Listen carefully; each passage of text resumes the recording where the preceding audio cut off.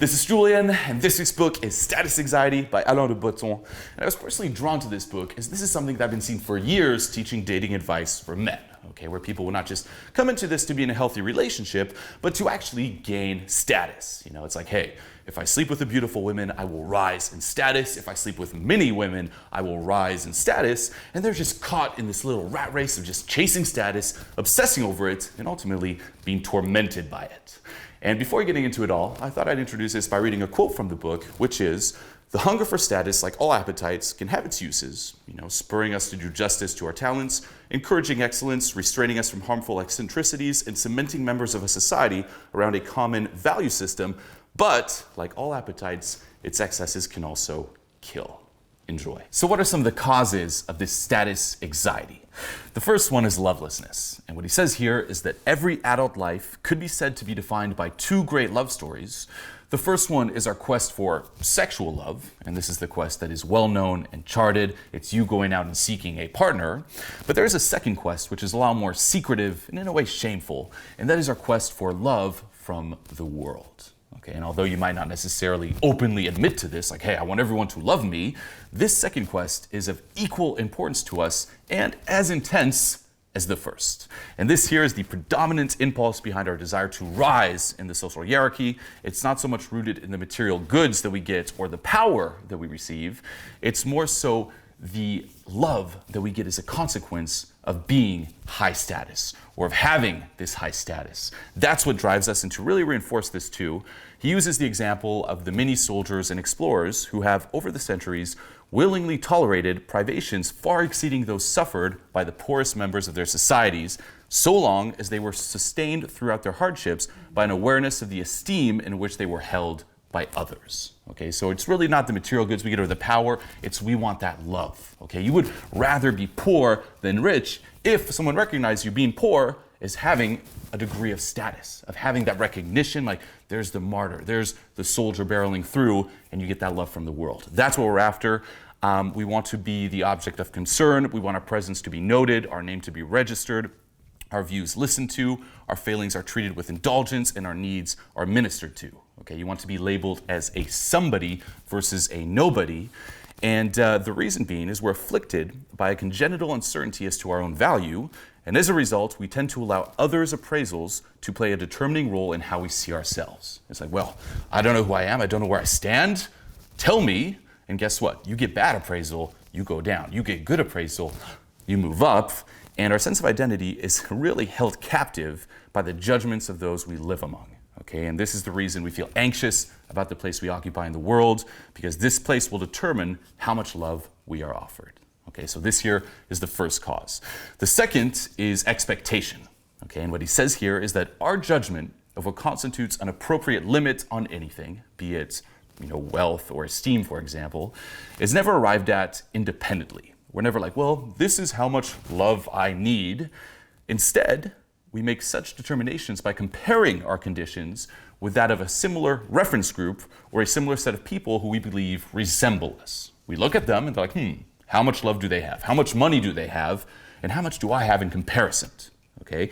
And once you kind of see where they're at, you either feel good if you have more, or you feel horrible if you have less. And if there's a great disproportion, it cuts off this relation. Okay, we don't really compare ourselves to what is remote from us, and even if we do, the effects of that comparison are diminished. Okay, and this is why, say, back in the day when we lived in a hereditary aristocratic hierarchy where a person's status depended exclusively on the lineage and distinction of his or her family and upward mobility was restricted, people would just often accept their positions with good grace, and they would only compare themselves to other people of that same position. Okay, for example, a farmer back in the day would not really compare himself or herself to a king or queen because they have different positions. It's like, hey, you're from this family, you're a king or queen. You're from this family, you're a farmer. And there wouldn't be really that envy or that status anxiety. Okay, however, nowadays, we live in a very dynamic economy in which status isn't awarded, on your family name or where you come from, let's just say. It's awarded in direct proportion to one's achievements. So anyone can rise up, anyone can go down. And not only that, but with material progress, goods and services that had formerly been exclusive to the elite are now also made available to the masses and pumped hard by mainstream media. So what's happening here is not only are we comparing ourselves to a lot more people, basically everyone, which amplify the effects of that comparison, we also start expecting a lot more. And if we don't get what we expect, what happens? We feel betrayed. And what he says is that by fostering unlimited expectations, they keep open permanent gaps between what we want and what we can afford, between who we might be and who we really are. Okay, and this here causes that angst, that anxiety. The third cause is meritocracy. And what he says is that the impact of poverty on our self-esteem, how we feel about it, will to an important extent be decided by the way poverty is interpreted and accounted for by the community, which has notably grown more punitive and emotionally awkward in the modern era. Okay, so it really depends on the label attached to, say, poverty, for example. If you view it as being something that's good, you're not really going to feel so bad about it. Okay, your self-esteem won't really take that hit. However, if suddenly it's viewed as bad, you're going to feel destroyed. And what he says here is that back in the day, there were certain stories that softened the blow of poverty or a low social position. For example, number one, the poor are not responsible for their condition and are the most useful in society. That was, one of the labels. So guess what? You're poor. You're like, hey, what would they do without me? I have an important role and I'm not responsible for it. Nothing I can do, no reason to feel bad. Number two, low status has no moral connotation. And number three, the rich are sinful and corrupt and owe their wealth to their robbery of the poor. Okay, those were the stories. That's what people believed. There wasn't so much anxiety over it. Nowadays, however, okay, living in a new system which awards high status depending on your achievements, okay, it's very merit-based, the stories have been replaced with new anxiety-inducing ones. For example, number one, the rich are the useful ones, not the poor. Number two, status does have moral connotations.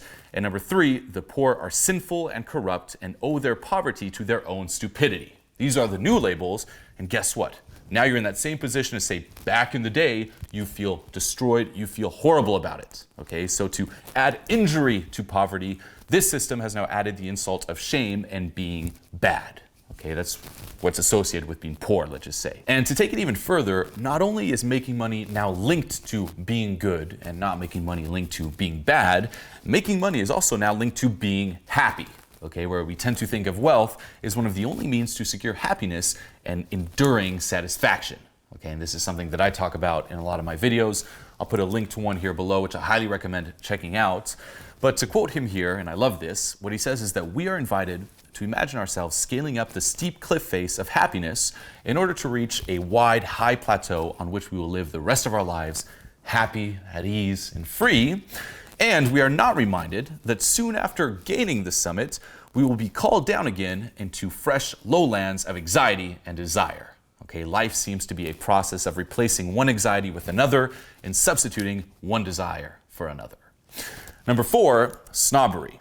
Okay, and what he says is that up until a certain age, no one really minds what we do. Okay, and we're kids. Our existence alone is enough to earn us unconditional affection.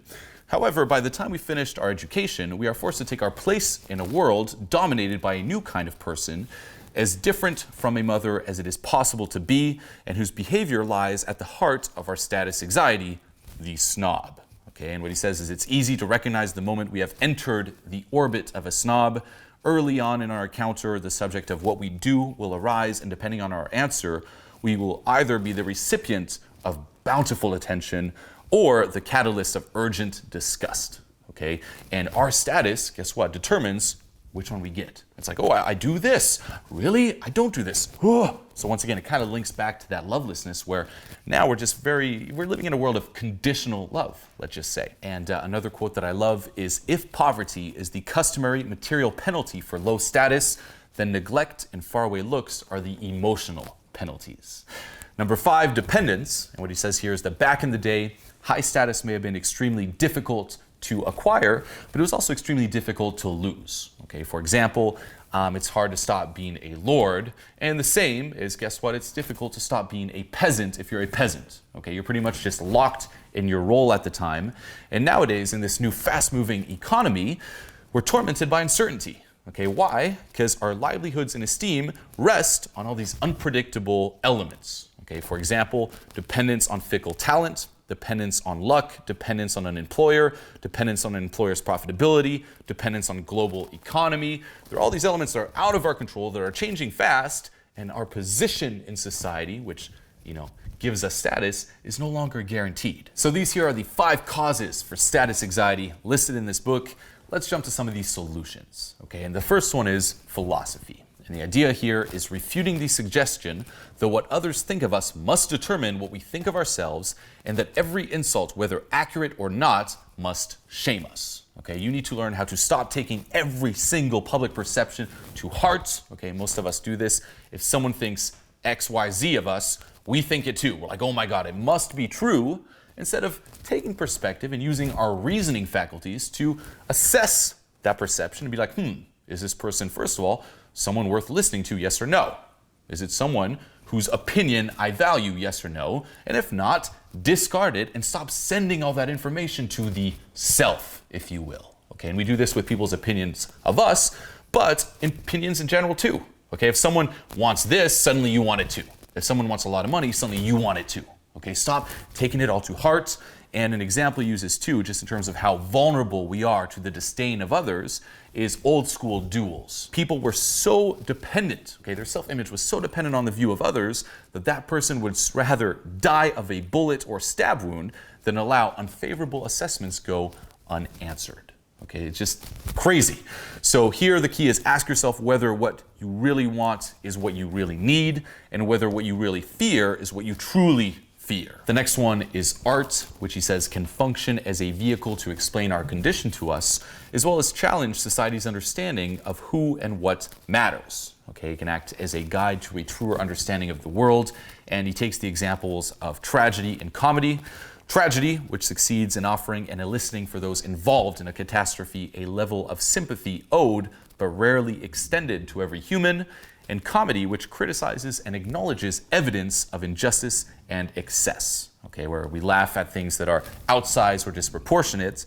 And with comedy too, and I love this, he says that it reassures us that there are others in the world no less envious or socially fragile than ourselves. Okay, with every laughter, we kind of acknowledge like, haha, I think that way too. Oh, yes, I could see myself being envious. And when you see other people's laughing, guess what? We're all cut from the same cloth. You're like, oh, it's not just me. I'm living in this state of torment and status anxiety. Other people are there like me, and it just takes the pressure off in a way. The next one is politics. And what's important to understand here is that every society holds certain groups of people in high esteem while condemning or ignoring others, and the qualities and abilities that equate with high status in one place or era have a tendency to grow irrelevant or even become undesirable in others. Okay, so understand that ideals are not cast in stone, they're open and subject to change, and they're different depending on the place or era. For example, where safety is in short supply, it's the courageous fighters who will be celebrated. That's the ideal everyone's trying to live up to. That is what's considered high status. If a community craves nutrients that are available only in the form of elusive animal flesh, then it's no longer the fighter who will be celebrated, it's the hunter. And if you live in an area where the livelihood of the majority depends on trade and high technology, it's the entrepreneurs and scientists who will be the objects of admiration. Okay, so these here change, they are open to change, and they are man-made. Okay, they're not natural. We tend to view any ideal as natural or God-given. They are not. Okay, don't buy into them so much. Number 4 is death, and what he says is that death reveals the fragility and so perhaps the worthlessness of the attentions we stand to gain through status. Our entire life we're pursuing so much attention, so much high status, and oftentimes on your deathbed you're like, man, is it really me people are fond of, or is it my position in society? Have I really connected with someone on a more spiritual level? And it really brings authenticity to social life. You kind of see the different relationships for what they really are, and you take perspective, from the rat race that you're in. And what he also says is that with death, we can take comfort in the thought that a lot of us will ultimately end up as that most democratic of substances, dust. Okay, ask yourself, what does it really matter if I've not succeeded in the eyes of others, if everything in any event is fated to disappear? Recognize the relative lack of importance of everyone on earth. Okay, we're all going to end up the same. We're all going to die. Is it really that important to live up, again, to what other people think of you, to live up to that high status? And number 5 is bohemia, which is not a place but an attitude of mind. It can be anywhere, in the rich or the poor. And this is about not being taken up by the shallow utilitarian concerns that so obsess everyone else. Okay, it's about disconnecting, splitting off from convention. It's a pursuit of an alternative way of life. Okay, so these here are the 5 solutions listed in this book. And obviously, okay, like being fully free from status anxiety is an ideal. Okay, you'll never fully be free of it. This kind of comes as the price to pay of living in a society, of valuing, say, success over not being that successful and having such pressure to buy into it and conform.